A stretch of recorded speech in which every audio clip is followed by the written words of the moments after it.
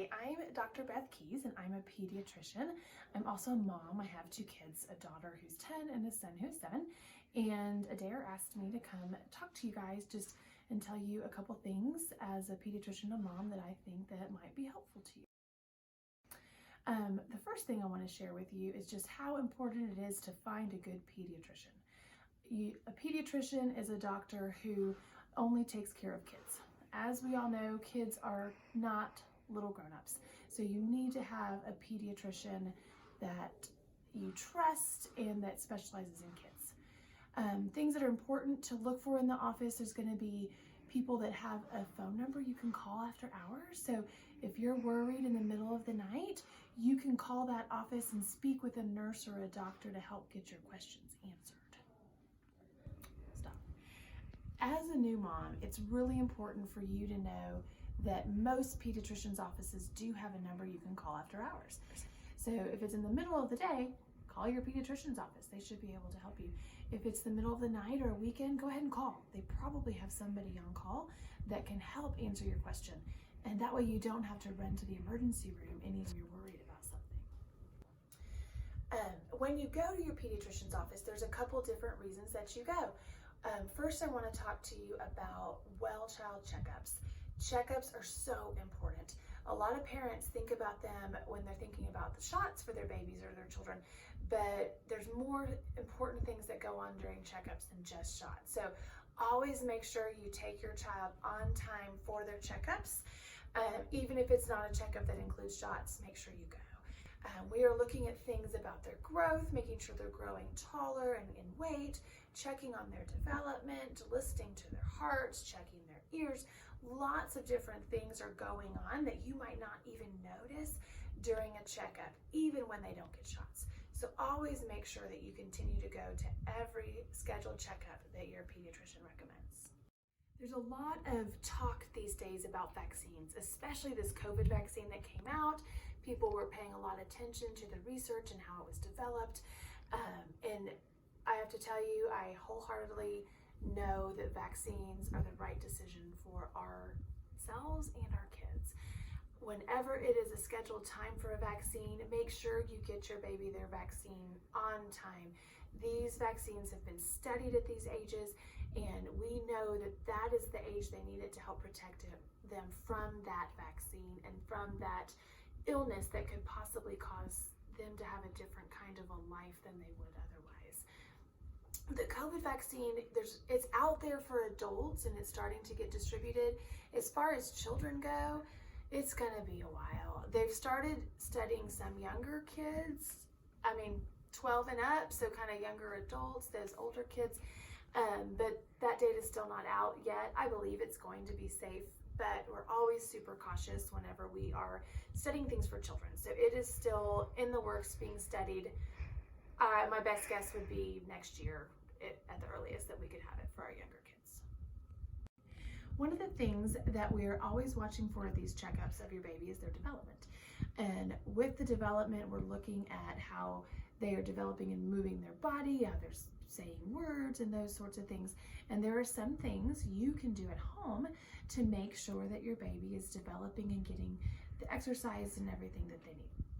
Starting around a month of age, it's important to let your baby start playing on the floor.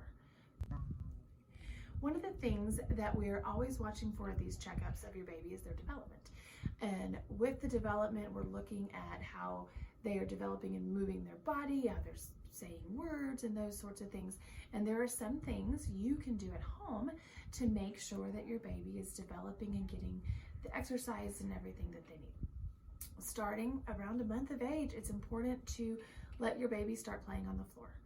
Put them on their tummy, let them practice lifting up their head.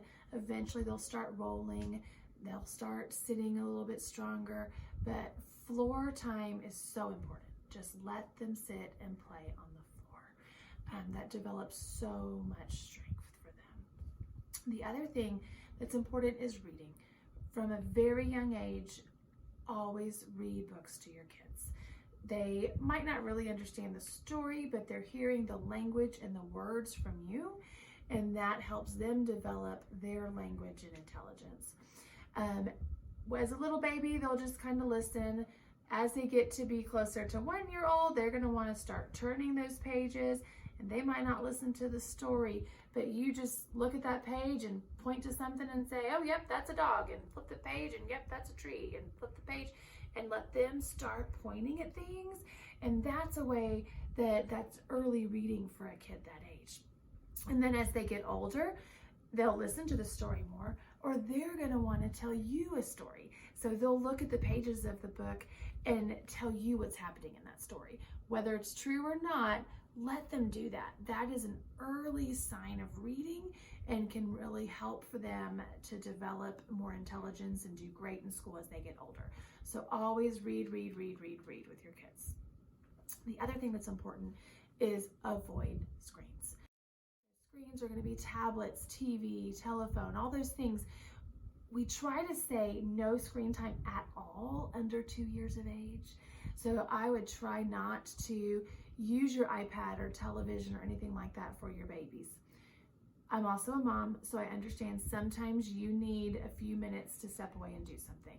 If it's 10 or 15 minutes here or there, I think it's okay, but don't let them sit for hours with a tablet or more than 10 or 15 minutes with a tablet when they're less than 2 years old. One of the other things that you will discuss with your pediatrician during checkups is nutrition.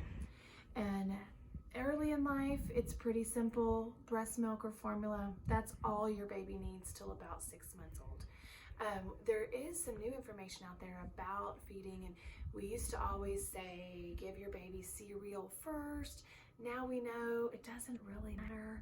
It can be, we definitely say let's avoid rice cereal when we can. There's been some studies showing there's some things in rice cereal that we worry more about. So if you're going to do rice cereal, you should also do oatmeal cereal and other fruits and veggies, but you don't have to start with cereal. You can start with an avocado or a banana or something you're already eating that you can just smush up and give them taste of. And you can start that 6 months is when they need it, and just kind of start taste of those things. We do not recommend water before the age of 6 months. The baby's kidneys just aren't smart enough to filter all that stuff, so it's better not to do any water before 6 months old. A lot of parents ask me about juice. I very rarely recommend juice. The only time I recommend juice is for a child who can't eat solids yet, but is constipated. And we're going to talk about constipation in a minute. But that's the only time I ever recommend juice. Once your child is old enough to be able to eat solid foods like applesauce or pears, we would use that instead. So I do not recommend juice. All it is sugar from the fruit and has zero nutrition for your kids. So all the way through childhood, I recommend just water and milk, whether it's formula and breast milk before 1, and then cow's milk or almond milk afterwards. But I don't recommend juice really at any time. That's one of the best things we can do for our kids is to make sure that they are drinking a lot of water. It's also, I know some of you have some older children, so as kids get closer to the age of 2, they get very picky. There's some days you feel like they eat a ton, and then the next day they eat nothing, and that's very normal. And so let you go to your checkups and let your pediatrician monitor their growth. But if they're growing well, try not to worry about it. Let them eat as much as they want, as long as it's healthy things. And some days it'll be a lot, some days it'll be little. Don't worry about it. Their body will take care of it and they will grow.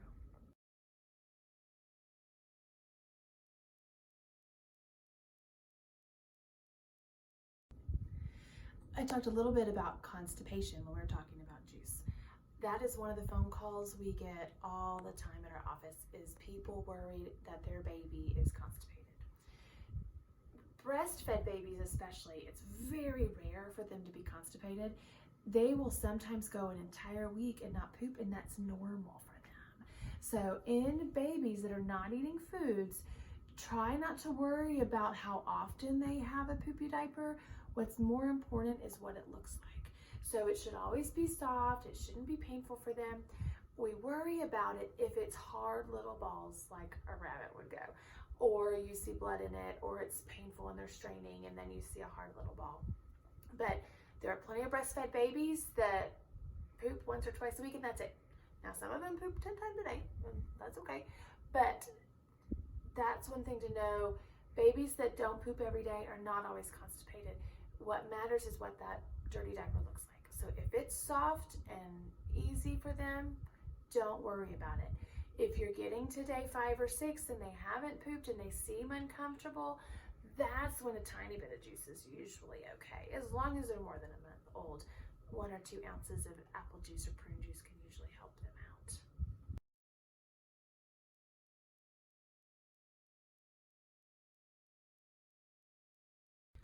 One other thing that parents always worry about is fever. Fever is something that is our body's natural reaction to an infection. That infection could be a mild virus or it could be a bacteria and something that needs antibiotics. What's super important to know is once your baby has received those first set of shots, so after their 2-month checkup, if they get a fever, it is okay to go ahead and give them Tylenol and call your pediatrician. If it's the middle of the night and they are acting okay and breathing okay and drinking okay, you can wait till the morning and call them. If you're worried at all, that's when you call that number that's after hours. You don't have to run to the hospital every time your child has a fever. It's also important to know it matters more what the child looks like. So kind of like I said, if they're breathing well, eating well, acting themselves, but just have some fever, leave them alone. That's their body's way to fight off this infection. You don't have to give them Tylenol. If they're uncomfortable, if they're whiny, they're fussy, they're probably achy, give them some Tylenol so they feel better. And give us a call. Let us check on your kids if they're having fever when they're young. I do think you should always call in and let us know if we can check on the baby or if you have any questions whenever they have fever when they're young.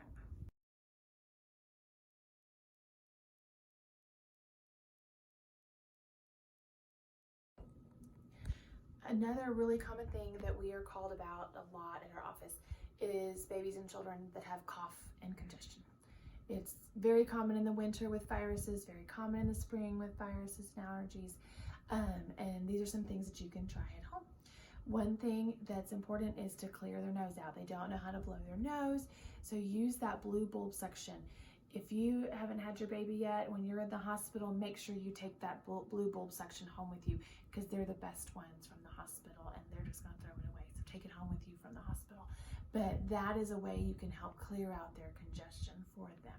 So anytime your child is coughing or having some runny nose, clear out that mucus for them. Cough medicines are not recommended in children.